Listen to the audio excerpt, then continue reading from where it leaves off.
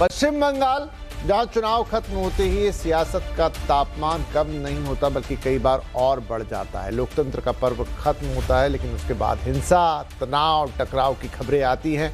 एक बार फिर वही तस्वीर बंगाल में उभरी है। चुनाव के बाद अलग अलग इलाकों से हिंसा की घटनाएं सामने आ रही है और अब तो शुवेंदु अधिकारी, जिन्हें माना जा रहा है कि ये पश्चिम बंगाल के अगले मुख्यमंत्री हो सकते हैं, उनके पर्सनल असिस्टेंट, उनके निजी सचिव की गोली मारकर हत्या, और वो भी एक प्रोफेशनल एनकाउंटर जैसी हत्या ने इस पूरे मुद्दे को और गंभीर बना दिया है। इस घटना ने कई सवाल खड़े कर दिए हैं। क्या सिर्फ एक आपराधिक वारदात है या फिर इसके पीछे राजनीतिक कारण भी उतने ही बड़े हैं? क्या इसे चुनाव के बाद की हिंसा से जोड़कर देखा जाना चाहिए या जांच पूरी होने तक इंतजार?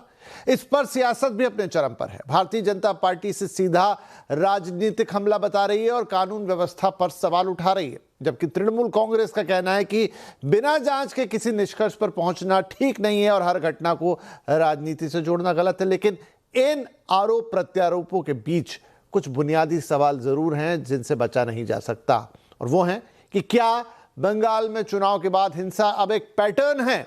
क्या यहां राजनीतिक प्रतिस्पर्धा अब टकराव और दबाव की राजनीति में बदलती जा रही है? क्या प्रशासन और कानून व्यवस्था पर लोगों का भरोसा कायम भी है? और सबसे अहम सवाल, क्या आम नागरिक, आम वोटर खुद को सुरक्षित महसूस कर सकता है या फिर लोकतंत्र यहां डर और दबाव के साए में ही सिमटता रह जाएगा? आज की इस चर्चा में हम इन्हीं सवालों पर बात करेंगे, तथ्यों के साथ, तर्कों के साथ, और हर पक्ष से जवाब लेने की कोशिश करेंगे एक साथ। चर्चा